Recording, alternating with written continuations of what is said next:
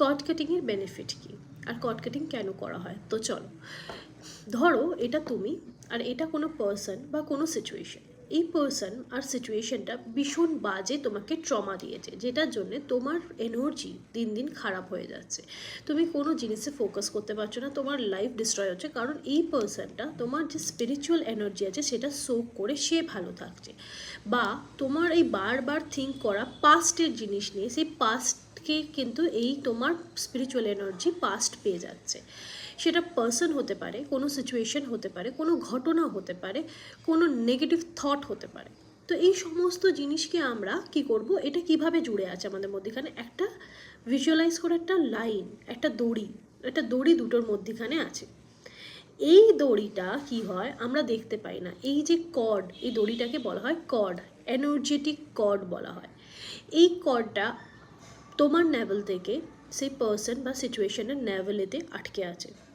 এবার এই কর্ডটাকে যতক্ষণ না তোমরা একটা কাট করে দিচ্ছ, ততক্ষণ কিন্তু এই পার্সনটা তোমার এনার্জিটাকে সোক করতে থাকবে। কর্ড কাটিংয়ের পরে যেটা হবে, এই পার্সনটা তোমার লাইফ থেকে চলে যাবে এবং তুমি তোমার এনার্জি মেনটেন করতে পারবে।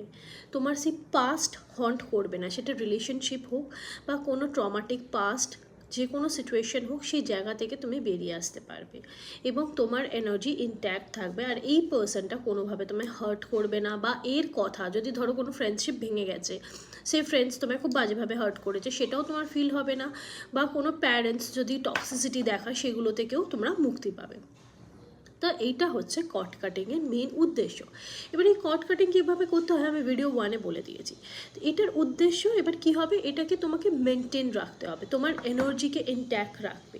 আর কর্ড কাটিং করার পরে সবথেকে বেশি যেটা করতে হয়, ফরগিভনেস প্রেয়ার।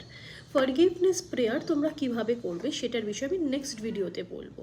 কিন্তু এই কর্ড কাটিং তোমরা এনার্জেটিক করতে পারো, স্পেল কাস্টের মাধ্যমে করতে পারো। কর্ড কাটিং স্পেল কাস্ট হয়, সেটার মাধ্যমে করা যায়। ইভেন এই কর্ড কাটিংটাকে তোমরা নিজেদের লাইফ থেকে, মানে জাস্ট আর্কএঞ্জেলকে ইনভাইট করে সেভাবেও করতে পারো। রেকি দিয়ে কর্ড কাটিং, অনেক ইন্টেন্স যে কর্ড থাকে সেগুলো নর্মালি কাটা যায় না, সেগুলোকে নয় স্পেল ওয়ার্ক, নয় রেকি হিলিংয়ের মাধ্যমে সেই কর্ড কাটিং করা হয়। তো এইভাবে তোমরা কর্ড কাটিং করতে পারবে, নিজেরা করতে পারবে এবং আমার মতো প্রফেশনালকে দিয়ে করাতে পারবে, যাতে তোমাদের কাজটা আরও বেশি ভালো বেটার হয়। ছোট ছোট জিনিসের জন্য তোমরা নিজেরাই করতে পারবে। এখন যদি কারোর কার্মিক প্যাটার্ন থাকে, সেই কার্মিক কর্ড কাট অফ করার জন্য আমাদের মতন প্রফেশনাল পার্সনদের দরকার পড়ে। আশা করি নেক্সট ভিডিওটাও তোমাদের খুব ভালো লাগবে। Follow and subscribe.